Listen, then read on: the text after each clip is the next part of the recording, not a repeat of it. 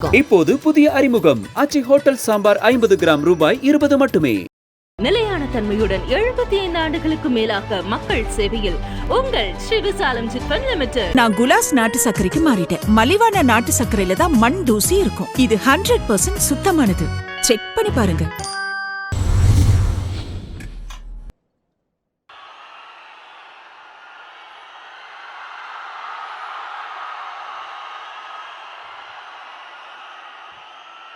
எங்க ஓட்டு எங்க உரிமை.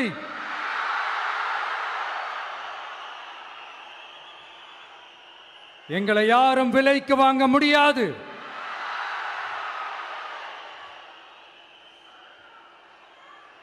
எங்க ஓட்டு விசில் சின்னத்துக்கு தான்.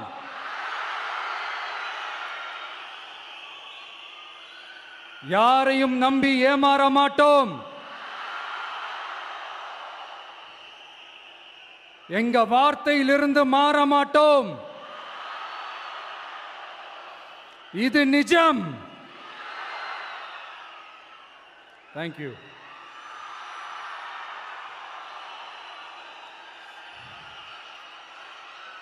ஒரு குட்டி கதையிலிருந்து ஆரம்பிப்போமா?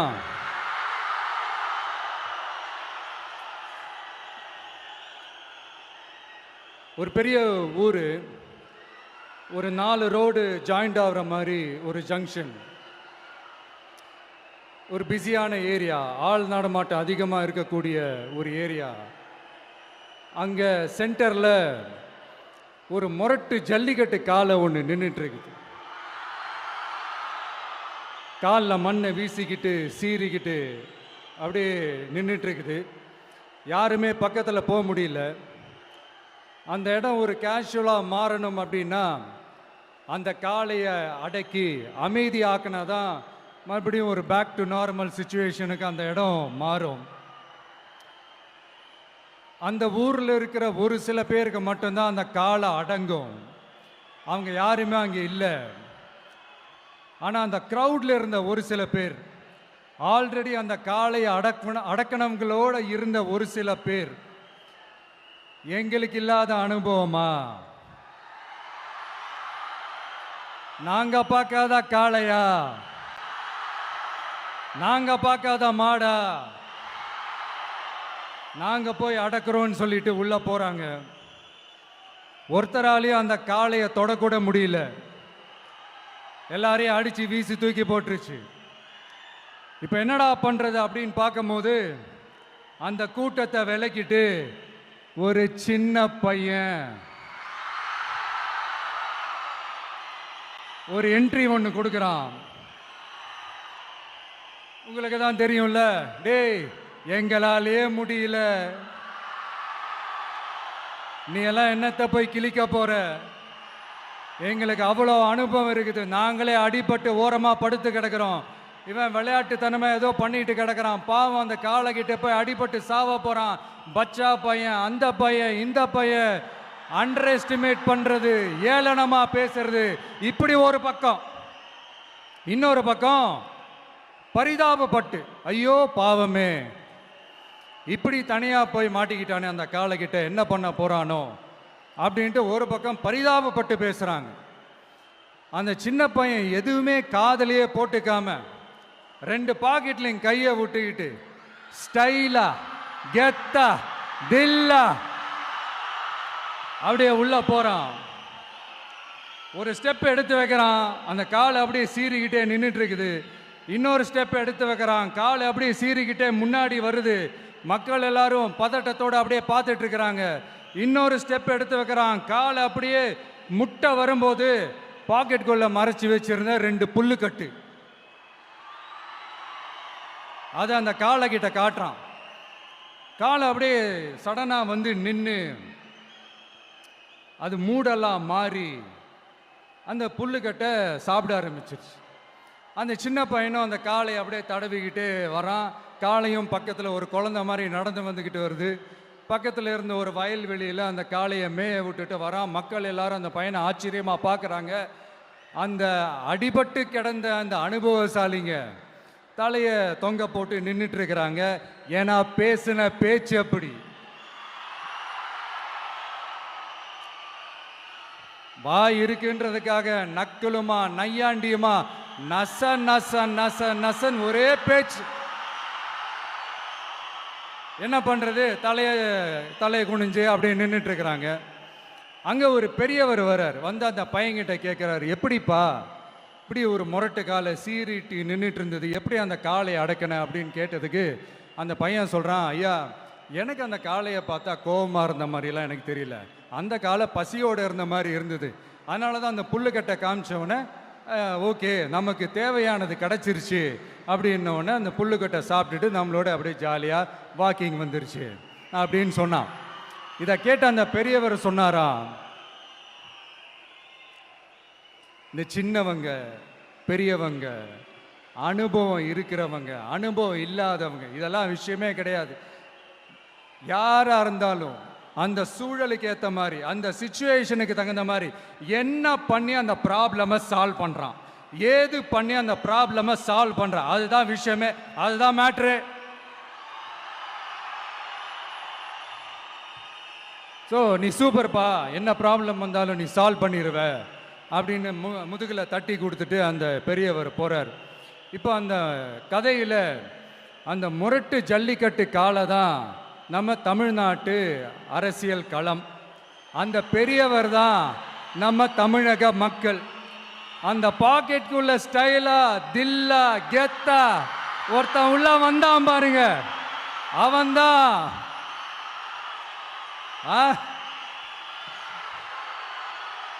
நான் இல்லைங்க, நான் இல்லை, நானு நீங்க நாம எல்லாருமா சேர்ந்து மாபெரும் மக்கள் சக்தியா இருக்கக்கூடிய நம்ம டிவிக்கு, அதுதான் அந்த சின்ன பையன்.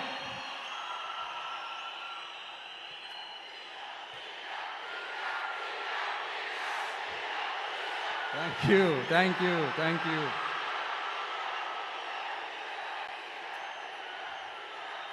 மக்களை நேசிக்கிற ஒரு நல்ல தலைமை இல்லாததுனால இத்தனை வருஷமா வேற வழி இல்லாம ஸ்டாலின் சார் கொடுத்த அந்த பொய்யான வாக்குறுதிகள் எல்லாத்தையும் நம்பி ஏமாந்த நம்ம மக்களுக்கு சரியான நேரத்தில் ஒரு வெகுஜன மக்கள் இயக்கமா வந்தது தான் நம்ம டிவிக்கு. அந்த முரட்டு ஜல்லிக்கட்டு கால கதை ஏன் சொன்னோம், எதுக்கு சொன்னோம், யார் யாருக்கெல்லாம் சொன்னோங்கிறது புரிய வேண்டியவங்களுக்கு புரியும் நினைக்கிறேன்.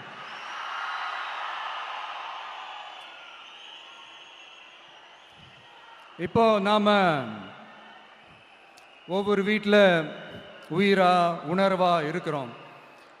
ஆனால் நான் உங்க எல்லாரையும் நேரில் சந்திக்கணும், நீங்கள் இருக்கிற ஊருக்கே உங்களை சந்திக்கணும் அப்படின்றது தான் எனக்கு மனசில் இருக்கிற ஒரு பெரிய ஆசை. ஆனால் அந்த சிச்சுவேஷன் ஒரு எதிர்கட்சியாக இருந்து கேள்வி கேட்டுட்டு இருக்கிற இந்த நேரத்தில் நமக்கு எதிராக என்ன சூழ்ச்சிகள்லாம் நடக்குதுன்றது உங்கள் எல்லாருக்குமே நல்லா தெரியும். அதனால் இப்போ உங்களுக்கு ஒரு வாக்குறுதியை கொடுக்குறேன், நம்மளுடைய ஆட்சி அமைஞ்சதும் ஒவ்வொரு கிராமத்துக்கும் நான் நேரடியா வந்து என்னுடைய சொந்தங்களாகிய உங்க எல்லாரையும் நான் சந்திக்கிறேன்.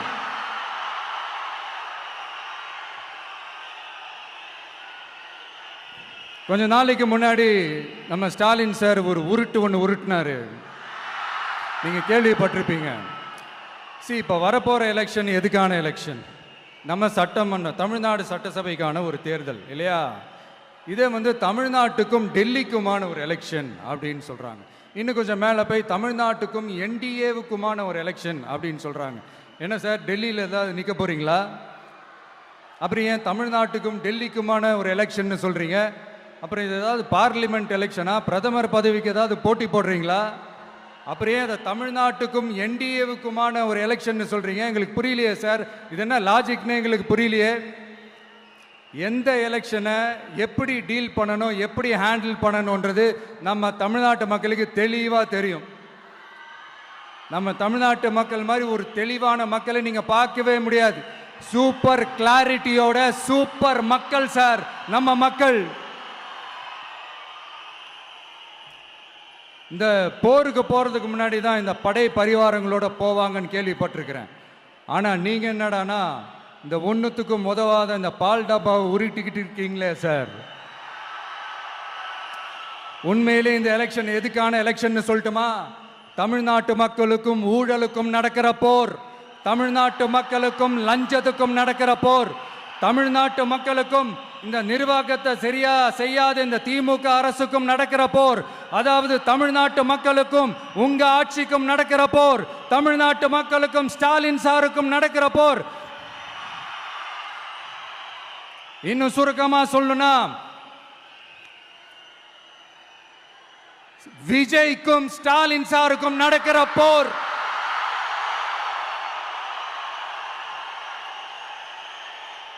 இதுக்கு நடுவில் இந்த என்டிஏ டெல்லி இதெல்லாம் என்ன லாஜிக்னே புரிய மாட்டேங்குது சார்.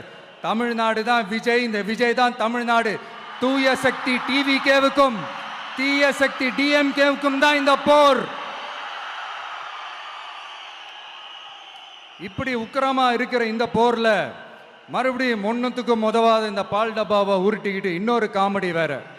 அது என்னடான்னா, அவரோட ஆட்சியில தான் தமிழ்நாடு சூப்பர் ஸ்டார் மாநிலமா இருக்குதான். கரெக்டு, தமிழ்நாடு சூப்பர் ஸ்டார் மாநிலம் தான். காமராஜர் அவர்கள் டைம்ல, அண்ணா அவர்கள் டைம்ல, எம்ஜிஆர் அவர்களோட ஆட்சியில. இன்னைக்கு ஒன்றுத்துக்கும் உதவாத இந்த உல்டா மாடல் ஆட்சியில தமிழ்நாடு சூப்பர் ஸ்டார் மாநிலமாலாம் ஒண்ணு இல்ல, சூப்பர் ஸ்டாண்ட் அப் காமெடிக்காரர் நடத்துற மாநிலமா மாறிடுச்சு. மக்களே, உங்களுக்காக மட்டுமே தான் வர தடைகள், சதிகள், சூழ்ச்சிகள் எல்லாத்தையும் தாண்டி இந்த 2026 இந்த தேர்தலில் டிவிக்கு தில்லா நிற்கும்.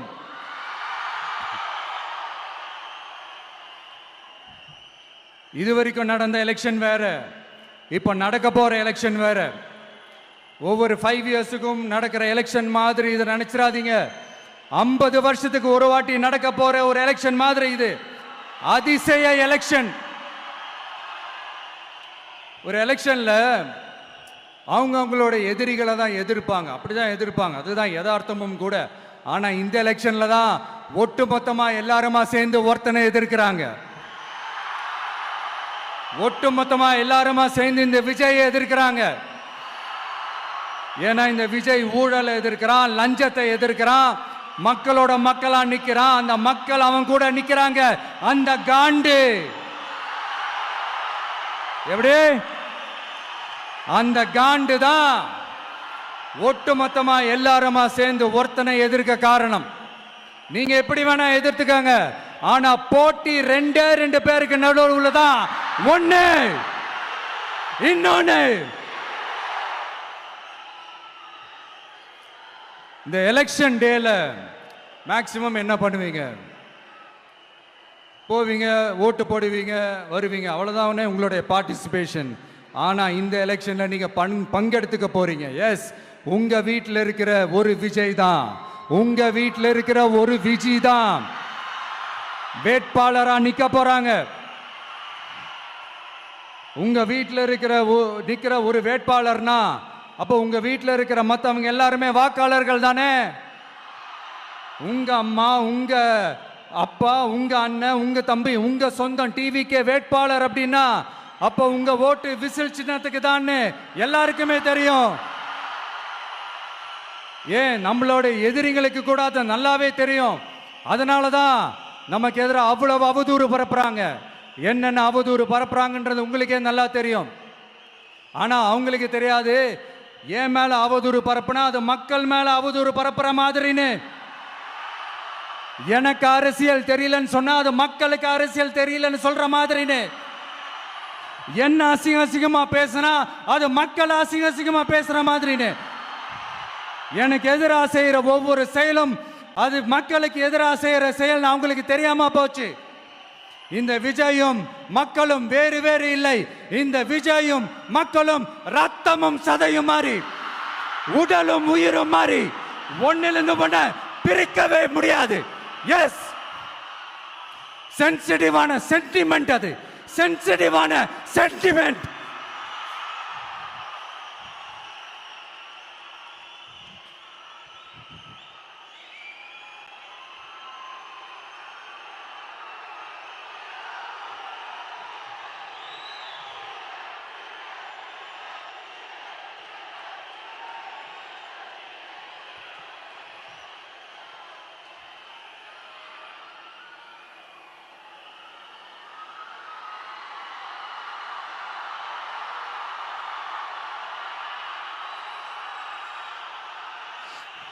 நான் சாரி,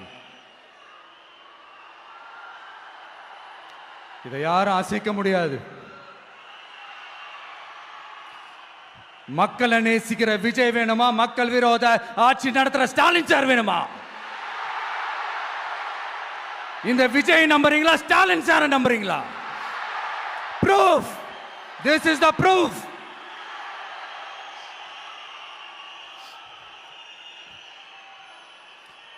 இந்த தீய சக்தி, ஊழல் சக்தி, இதெல்லாம் ஏன் சொல்றோம், எதுக்கு சொல்றோம், யாரை சொல்றோன்றதெல்லாம் மக்களுக்கு தெளிவாக தெரியும்.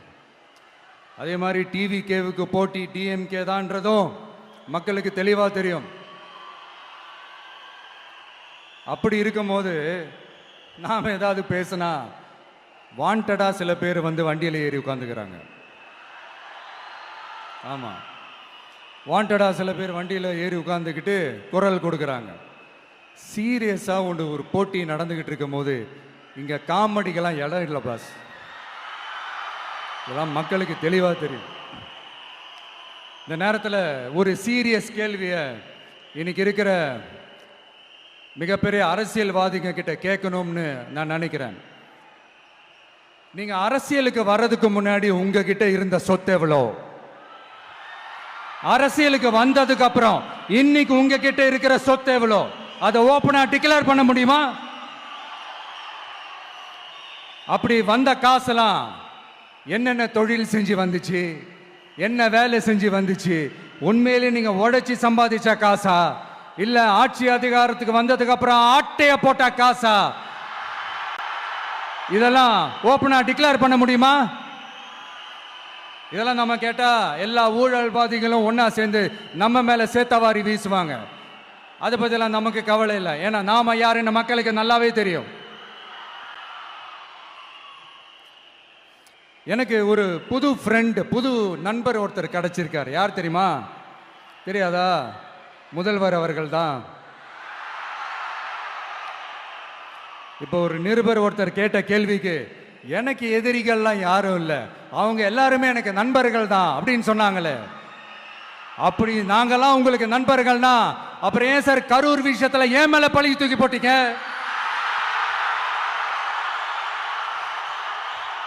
உங்களுக்கு மனசாட்சின்னு ஒண்ணு இருந்தா அப்படி பேசிருப்பீங்களா?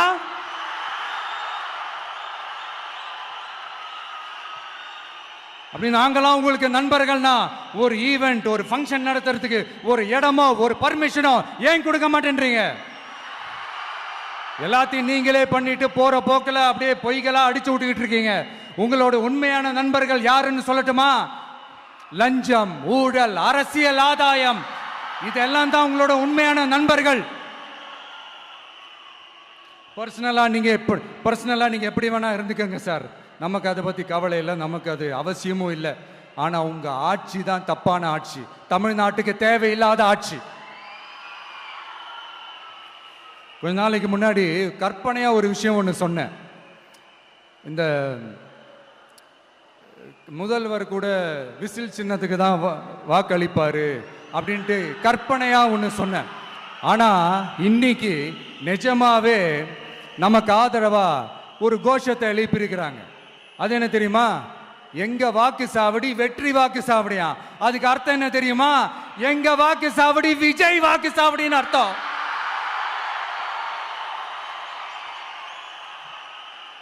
அது சரி, மக்களோட இந்த ஆதரவை பார்த்துட்டு அவர் அறியாமலே எப்படி பேசிட்டாரு என்னமோ தெரியல.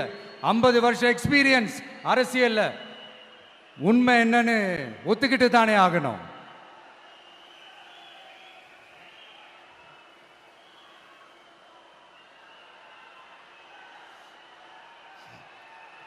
ஜனநாயகம்ங்கிறது பெரும்பான்மை ஆட்சி அதிகாரம் சார்ந்தது மட்டும் இல்லை, சிறுபான்மை மக்களின் உரிமைகள் உணர்வுகளும் புனிதம்னு நினைச்சு அதையெல்லாம் காப்பதற்கு பெயர் தான் ஜனநாயகம்னு 1963 அறிஞர் அண்ணா பார்லிமெண்ட்ல பேசினதை நாம இங்க சொல்றது ரொம்ப பொருத்தமா இருக்கும். அறிஞர் அண்ணா சொன்னது தான் டிவிகேவோட நிலைப்பாடும். இந்த ஸ்டாண்ட்ல நாம 100% உறுதியா இருப்போம். யாருக்காகவும் எதுக்காகவும் இதுல சமரசமே கிடையாது. மதச்சார்பற்ற சமூக நீதி தன்மை தான் நம்ம அடிப்படை கொள்கைகள் ஒன்று. அதில் எந்த மாற்றமும் எப்பவும் கிடையாது. ஆனா இதெல்லாம் மறந்துட்டு எப்படியாவது எதையாவது செஞ்சு ஓட்டு வாங்குறதுக்காகவே இங்க சில பேர் இருக்கிறாங்க. அவங்கள மாதிரி நமக்கு அப்படி சில பிரச்சனைகள்ல எரியற நெருப்புல எண்ணெய ஊத்துற எண்ணமே இல்லை.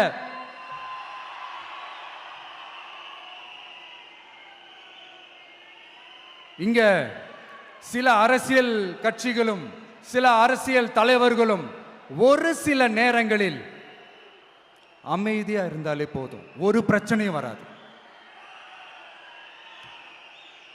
இப்போ கரண்ட்ல இருக்கிற சில பிரச்சனைக்கு வருவோம். இந்த கரண்ட் பிரச்சனைக்கு வருவோம். மாசம் மாசம் கரண்ட் பில்லு கட்டுற மாதிரி மாத்துவோம்னு சொன்னீங்களே, செஞ்சீங்களா? நிறைய வீடுகளில் 100 யூனிட் தான் அந்த கரண்ட்டு செலவாகுது ஒரு மாசத்துக்கு. மாசம் மாசம் நீங்க அந்த பில்லு கொடுத்தீங்கன்னா அவங்களுக்கு அது ஃப்ரீ ஆயிடும்.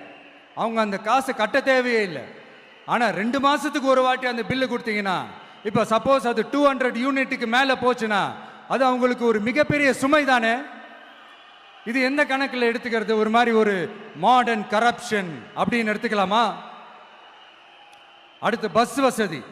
நிறைய கிராமங்களில் பஸ் வசதி இல்லைன்னு சொன்னா இந்த ஒட்டுமொத்த திமுக அரசும் கத்திக்கிட்டு வந்துருவாங்க. நாங்க பஸ் விடாத கிராமங்களே இல்லை அப்படின்னு சொல்லுவாங்க. அப்படி அது உண்மை அப்படின்னா முதல்வர் அவர்கள் கிட்ட நம்ம தங்கச்சி ஒருத்தவங்க ஒரு கேள்வி கேட்டாங்களே, எங்க ஊருக்கு ஒரு மினி பஸ்ஸாவது விடுங்க சார் அப்படின்னு கேட்டாங்களே, அது எந்த கணக்கில் எடுத்துக்கிறது? நிறைய மலை கிராமங்கள்ல பஸ் வசதி இல்லை, நிறைய மலை கிராமங்கள்ல ஹாஸ்பிட்டல் வசதி இல்லை. இது ரெண்டுமே எவ்வளவு முக்கியமான ஒரு விஷயங்கள். பஸ் வசதியும் ஹாஸ்பிட்டல் வசதியும் இல்லாததுனால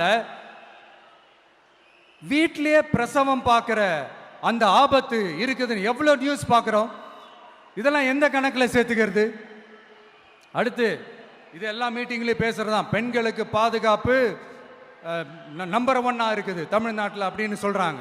அப்புறம் அது என்ன, வி சேஃப் மாடலா? பெண்கள் என்ன சொல்றாங்க தெரியுமா? அது வி சேஃப் மாடல் இல்ல, வி ஆர் நாட் சேஃப் மாடல்னு சொல்றாங்க. இப்படி இருக்கிறப்போ தமிழ்நாட்டில் எங்க போனாலும் பெண்களுக்கு பாதுகாப்பு அப்படியே கொட்டி கிடக்குதான். இப்படி சொன்னா எப்படி சார்? கேட்கிறவங்க என்ன கேசரி சாப்பிட்றாங்க நினைச்சீங்களா?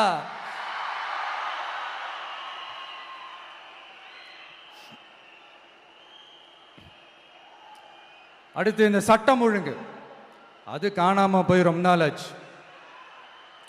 இவன் வேற, இந்த விஜய் வேற, எங்க போனாலும் இந்த மக்கள் கிட்ட இந்த சட்டம் ஒழுங்கை பத்தி பேசி ஞாபகப்படுத்திக்கிட்டே இருக்கான்னு முதல்வர் அவர்கள் அவங்க கூட இருக்கிறவங்க கிட்டலாம் சங்கடப்பட்டாராம். நாம் என்ன பண்றது? நாம தான் தமிழ்நாட்டோட விசில் ப்ளோயர் ஆச்சே. நாம் எப்படி சைலண்டா இருக்க முடியும்? நாமளும் கேள்வியா கேட்கிறோம், ஆனா பதிலெல்லாம் வந்த மாதிரியே தெரியல. இருந்தா தானே வர்றதுக்கு, வச்சுக்கிட்டா வஞ்சனை பண்றாரு. 5 வருஷமா பதிலே சொல்லாம அப்படியே கடந்து வந்துட்டாரு. ஆனா இனிமே அப்பெல்லாம் இருக்க முடியாது, பதில் சொல்லி ஆகணும். மக்களே, இந்த தீய சக்தி, இந்த அட்ராசிட்டிய ஒரு எண்டு கார்டு போடணும் அப்படின்னா அவங்கள சுவிட்ச் ஆஃப் பண்றது தான் ஒரே சொல்யூஷன். அதுக்கான ரிமோட் தான் வரப்போற எலெக்ஷன். அந்த ரிமோட்ல நீங்க அழுத்த வேண்டியது ஒரே ஒரு ஆப்ஷன், அதுதான் நம்ம விசில் சின்னத்தோட பட்டன். இத 4 விஷயத்தை நீங்க செஞ்சாலே போதும். ஒவ்வொரு இவிஎம் மெஷின்லயும் விசில் சின்னத்துக்கு நேரா இருக்கிற அந்த பட்டனை பச்சக்கு பச்சக்கு பச்சக்குன்னு ஒரு அழுத்துங்க. எப்படி? அவ்வளவுதான். நாம காஞ்சிபுரத்தில் பேசும்போது நம்மளுடைய விஷன் என்னன்னு சொன்னோம். இப்போ அதனுடைய கண்டினியூஷனா சில விஷயங்கள் இங்க நான் சொல்லணும்னு ஆசைப்படுறேன். இப்பவும் சொல்றேன், உறுதியா சொல்றேன், சத்தியமா சொல்றேன். பெண்கள், பெண் குழந்தைகள், ஆண் குழந்தைகள் பாதுகாப்பு நம்ம ஆட்சியில் நம்பர் 1 இருக்கும். சட்டம் ஒழுங்கு ரொம்ப ரொம்ப ஸ்ட்ரிக்டா இருக்கும். அரசு பள்ளிக்கூடங்களும் கல்லூரிகளும் முதல் தரமா இருக்கும். போட்டி தேர்வுகளுக்குன்னு லட்சங்களை கொட்டி தனி கோச்சிங் சென்டர் போய் படிக்க அவசியமே இருக்காது. ஏன்னா கவர்மெண்ட் ஸ்கூல் காலேஜ் சிலபஸே போட்டி தேர்வுகளை ஈஸியாக சந்திக்கிற வகையில் அந்த ஸ்டாண்டர்டுக்கு ஏற்ற மாதிரி அமைக்கப்படும். உயர்நிலை பள்ளி பாடத்திட்டங்களிலேயே அடிப்படை அரசியல் சாசன சட்டம் சேர்க்கப்படும். மாநில மற்றும் ஒன்றிய அரசு அலுவலகங்கள் வங்கிகளின் செயல்பாடுகள் மற்றும் அவற்றை அணுகும் முறை குறித்து மாணவர்களுக்கு தெளிவான புரிதலை ஏற்படுத்தும் வகையில் தேர்வுகள் அற்ற செயல்முறை பாடமாக கற்பிக்கப்படும். இந்தியா முழுக்க உள்ள ஒன்றிய அரசு சார்ந்த கல்வி நிலையங்கள் மற்றும் அதன் சேர்க்கை அட்மிஷன் குறித்து புரிதலும் தெளிவும் மாணவர்களுக்கு உருவாக்கப்படும். அனைத்து அரசு பள்ளிகளிலும் பெண் குழந்தைகளுக்கு சுத்தமான சுகாதாரமான மற்றும் தரமான கதவுகள் பொருத்தப்பட்ட ரெஸ்ட் ரூம்கள் அமைப்பது உறுதி செய்யப்படும். போதைப் பொருட்கள் இல்லாத தமிழகம் உருவாக்கப்படும். மாவட்ட கலெக்டர்கள் மற்றும் எஸ்பிக்களில் சரி பாதி பெண்களாக இருக்கும்படி செய்வோம். மலை கிராமங்களில் அரசு ஆரம்ப சுகாதார நிலையங்கள் பிரசவம் பார்க்கும் வசதியுடன் அமைக்கப்படும். பஸ் போக்குவரத்து இல்லாத கிராமங்கள் மற்றும் மலை கிராமங்களே இல்லை என்ற நிலை உருவாக்கப்படும். ஏற்கனவே அமைப்பு சாரா தொழிலாளர்கள் அமைப்பு இருந்தாலும் ஆட்டோ, டாக்ஸி மற்றும் லாரி டிரைவர்களுக்கென அவர்களின் நலன்களுக்காகவும் குடும்ப நலன்களுக்காகவும் தனியாக நல வாரியம் அமைக்கப்படும். தென் தமிழகம் உட்பட தமிழகத்தின் தேவையான பகுதிகளில் தொழிற்சாலைகள் அமைக்கவும் தொழில் வளம் பெருக்கவும் தனி கவனம் செலுத்தப்படும். விவசாயிகள், மீனவர்கள் மற்றும் நெசவாளர்களின் கருத்துக்களை அறிந்து அவர்களுக்கான திட்டங்கள் காலத்தின் தேவைக்கேற்ப உருவாக்கப்படும். இப்போ நம்ம ஸ்டாலின் சார் அறிவாலயம் பக்கத்தில் யாரு நடந்து போனாலும், அறிவாலயம் பக்கத்தில் யாரு நிழலுக்கு ஒதுங்கினாலும் கூட்டணியில் சேர்த்துக்கிறார். அந்த வச்சிருக்கிற பணத்தில் ஒரு பங்கு ஒன்று கொடுத்து அதுக்கு பேர் கல்லாப்பெட்டி கூட்டணின்னு வச்சிருக்கிறேன். அந்த கல்லாப்பெட்டி கூட்டணியை ரொம்ப கஷ்டப்பட்டு சேர்த்திருக்கிறார்.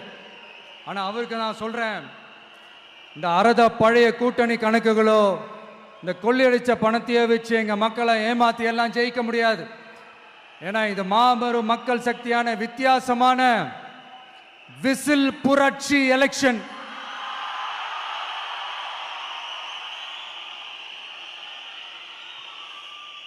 உங்களோட நான் இருக்கேன், நம்மளோட நம்ம மக்கள் இருக்கிறாங்க. இதுக்கு மேல என்ன வேணும்? கான்பிடென்ட்டா இருங்க, நல்லதே நடக்கும், வெற்றி நிச்சயம். மீண்டும் சந்திக்கும் வரை நன்றி, வணக்கம்.